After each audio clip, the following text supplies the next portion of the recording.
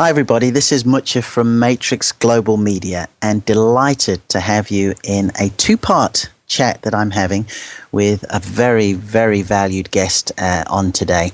As you have gathered by the report, 6 of the best, we have done our best to cover the 6 areas of the social media cluster, which I sort of like to look at as Facebook, Twitter, YouTube, LinkedIn, your blog, and then the final bit, which maybe not enough people, in my humble opinion, pay enough attention to, is podcasting. So I'm delighted to have the leading authority on all things audio and podcasting. The gentleman's name is Cliff Ravenscraft, and I've got him here on the line. Cliff, thanks ever so much for taking the time to speak with me. Thank you much. I'm so very glad and honored to be here and a guest on your show to communicate to people the value and importance that podcasting can be to extending your brand online. Fantastic.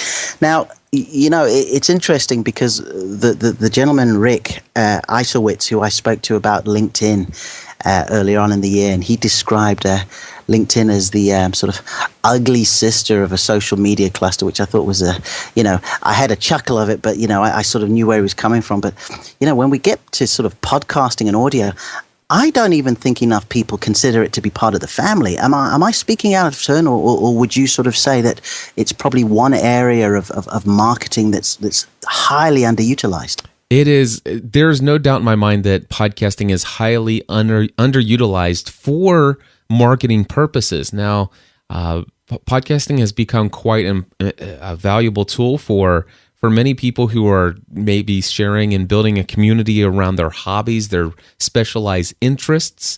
We see it utilized quite well there. We also see a lot of news organizations using it as a communication tool. And I also see some businesses using it as a communication tool to, in a very large organization, speaking internally to their, massive, employee force out there. But what I don't see is a massive adoption of using a podcasting, avenue as a marketing force, and specifically when it comes to building a brand. And if anybody's out there looking to build a personal brand, oh my goodness, that audio podcasting is a gold mine.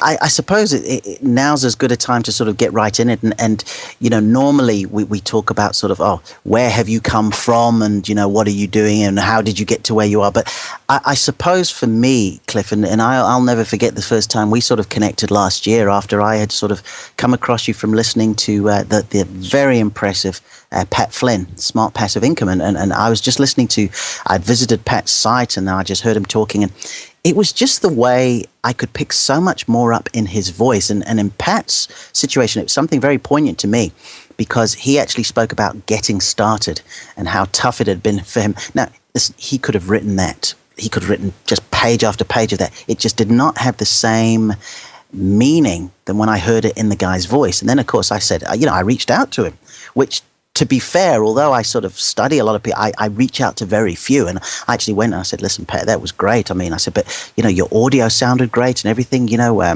could you tell me how you did all that? And he said, hey, you need to contact this guy. So I went, and then boom, it sort of hit me about what you've got now. So, could we get to the here and now and to today, Cliff, and just tell me why are you so sort of equipped to talk about this wonderful phenomenon that is podcasting?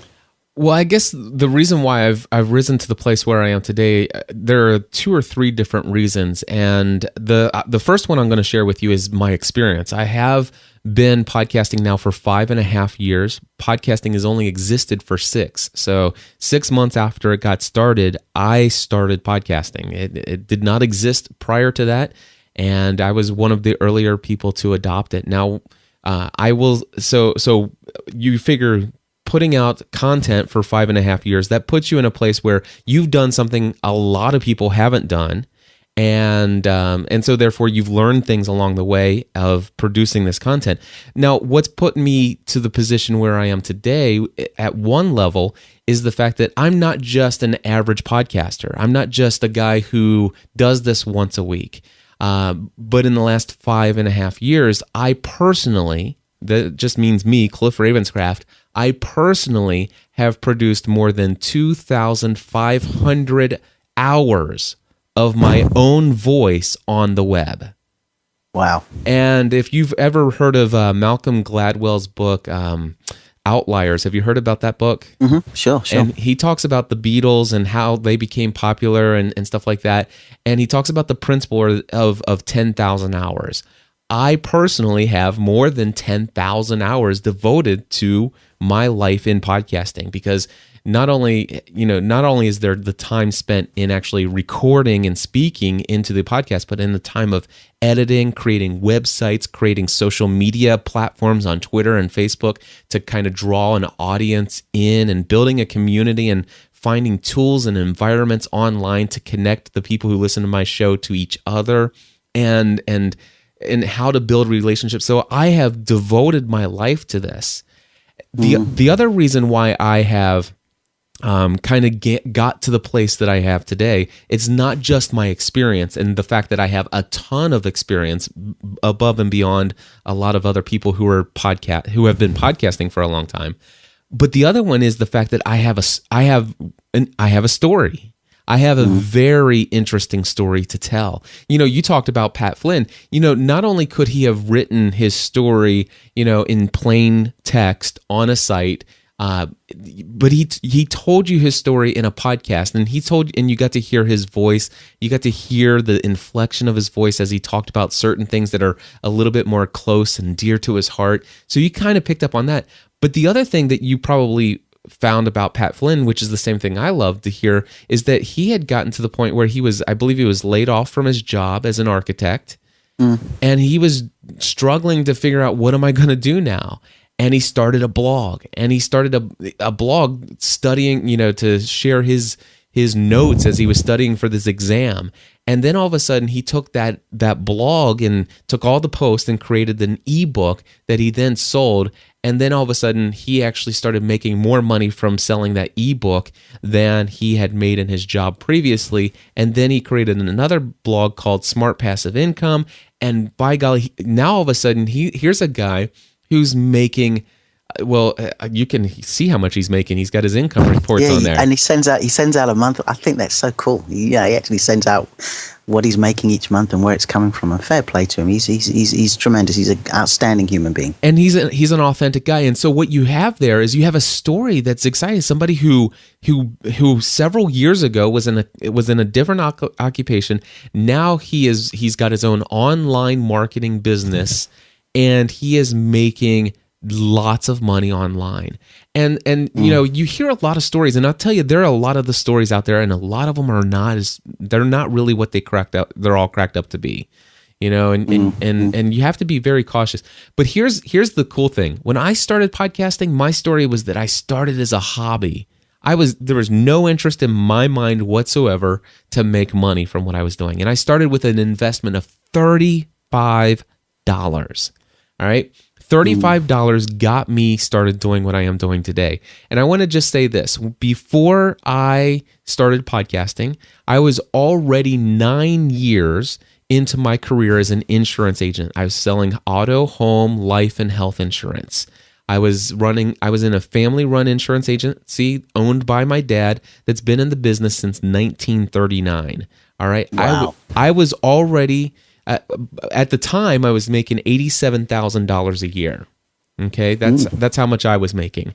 I was scheduled by now. If I would not have left my career in insurance, I'd be making a mid-six-figure income right now, guaranteed, and I'd be taking over the agency completely, owning it myself within the next year or so, and I'd be making probably more than $1 million a year within the next year or so. So as far as, so when I say that I have a story, what I'm saying is I left all of that behind to do what I'm doing today. Because I actually found myself, I enjoyed my career as an insurance agent as much as I could possibly enjoy it, because there was no other options that seemed better to me. So I started podcasting as a hobby. Got $35, sat behind a microphone, asked my wife to join me, and we started talking about this TV show Lost, because it was a passion of mine. And all of a sudden, people started subscribing. We got ourselves submitted to iTunes, and people were looking for to see if there was a lost soundtrack. And at the time, the TV show, you could actually purchase the episodes, the day or two after they were shown on the TV. The day or two later, you could actually download them for $1.99 an episode. And so people were doing searches for Lost in iTunes, and when they were searching for Lost, they found our podcast, which was available for free, and we gained an audience of 14,000 people in no time at all.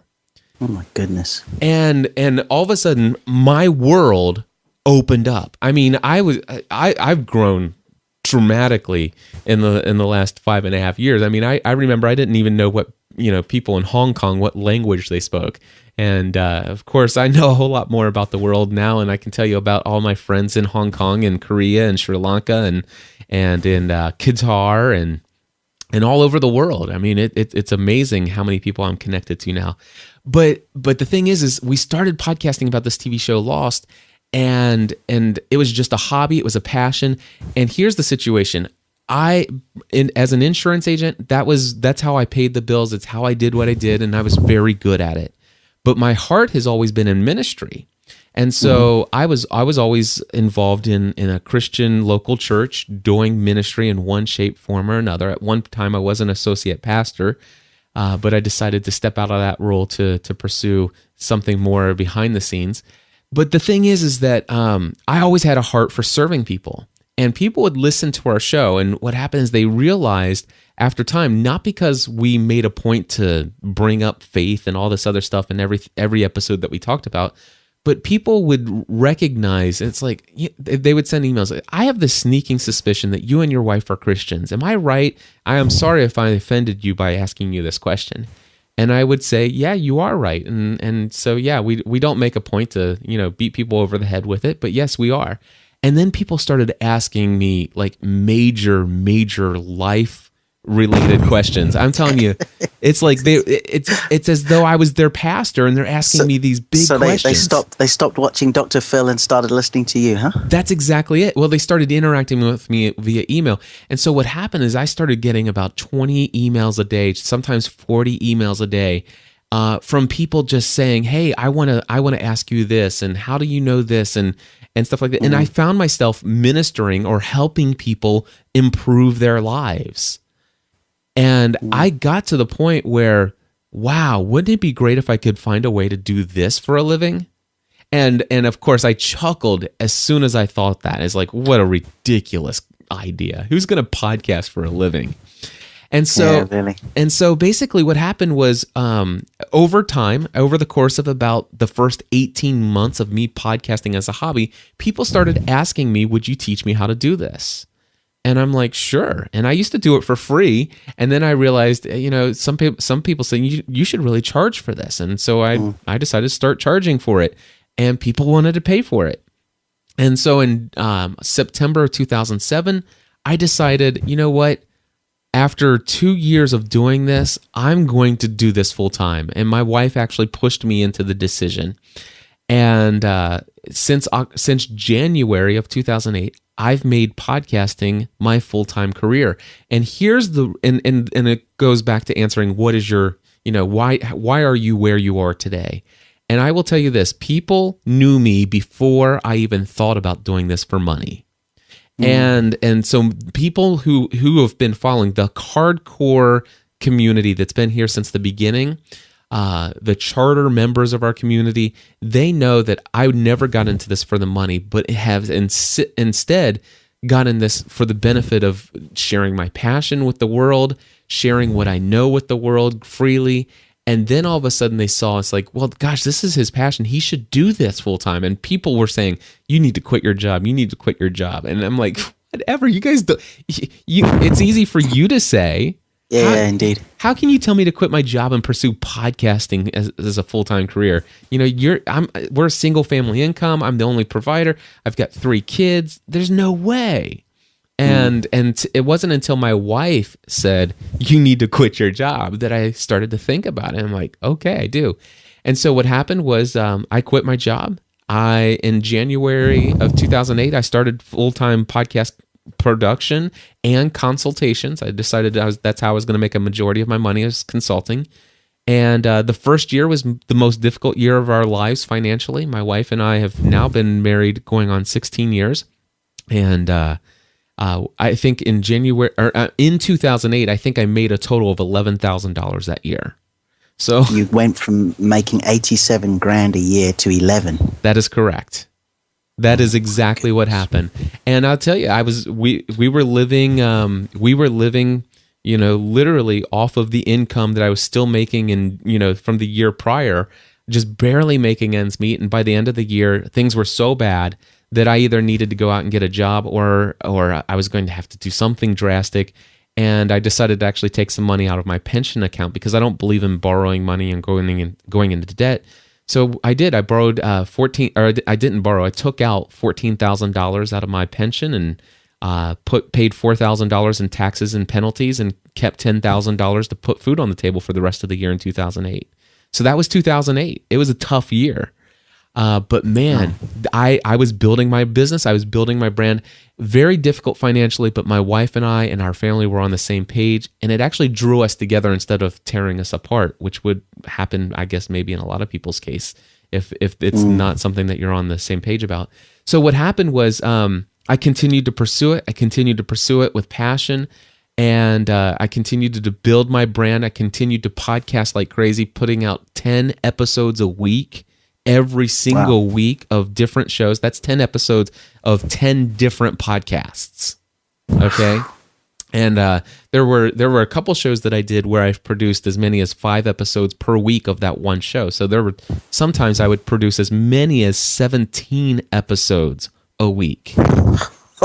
Okay. Boy. So I'm telling you, I'm passionate about this, right? But I'm building my community. I'm connecting with people. People are actually listening to my journey. People are like, people were following my journey for one of 2 reasons. Number one, the pure entertainment value of, I don't know if you ever have over in the UK, if you have this, this metaphor where everybody loves to watch a train wreck. We're absolute wizards at that. We tend to, and with us, it's our celebrities, it's our footballers, it's our politicians, it's our musicians, it's our actors. We just sort of, we like them to get to a certain stage, and then when they're there, we just start giving them a bit of a clip round the ear, just to sort of, and people enjoy that. It's in the nation's interest to know what's going on. Exactly, and so my life turned into a drama. And it's like all of a sudden, Cliff is used to have just these basic entertainment-based podcasts about TV shows, and now he's become his own reality show. And I'm gonna watch Cliff because either number one, I'm actually going to see somebody become a success online, or I'm going to watch the reality show of the century, watching somebody crash and burn and take their family down to nothing. Do you know the interesting thing, and it's something that I suppose in many ways I'm sort of experiencing myself with what I'm doing with the whole global media and looking to sort of provide this marketing for the small business, the entrepreneur, the self-employed, the sort of mom and pop companies, as you call them out where you are. I think you do genuinely come from a position of service. You want to really help people.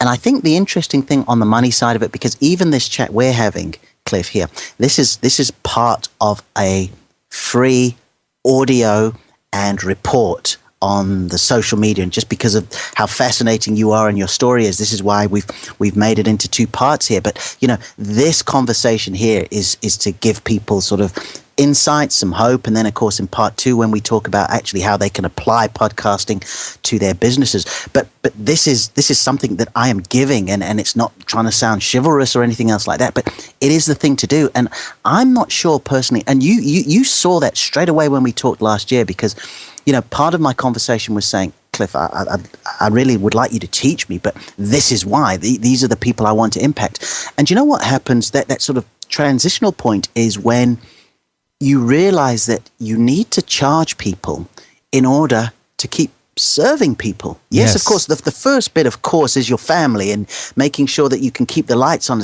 But isn't it so ironic if you go down the route of saying to someone, no, okay, look, I'll teach you how to podcast for nothing, and then you're struggling to pay your bills. But then you get to a stage where, yes, they're going to pay you and you're going to get your money for it. And yes, you'll put some into making sure your equipment's right. But so much of that is just channeled right back into being in that place of service again. And that's the real interesting thing. And when people begin to see that and they realize, hey, you know what? I have paid for the privilege of doing something with this guy or buying one of his products or having consultancy, but I see where I'm getting it. And, the analogy I find is, my background is golf. I was in the golf industry and all the rest of it. And a lot of the time, members of golf clubs, year on year, bar none, Cliff, would have their annual subscriptions raised, but they would not see any work being done on the golf course. And this was the problem they had. Now, if at the end of the year the subs went from £1,000 to £1,500, yet you saw new bunkers being done and this and that going into the course and this being done to the clubhouse facilities and that, no problem.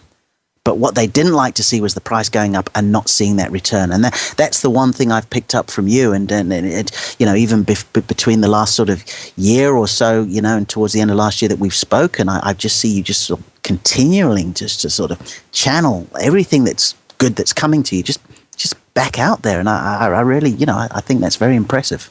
That's exactly what I believe it takes to be successful in the online space. You have to have that desire to give, that desire to serve, and you really have to get beyond the desire to make income from this. And here's the situation. I spend a majority of my consultancy talking to businesses who want to find a way to market their products and services, and they want to use this as a sales tool. And I want to stress, I think that podcast is a great marketing tool, but I don't want to suggest that you use it as a sales tool. And in my mind, those are two different things. Do you agree with that statement? 100%. And I think this is a nice sort of transition here. We're going to sort of get into that in part 2, where we begin to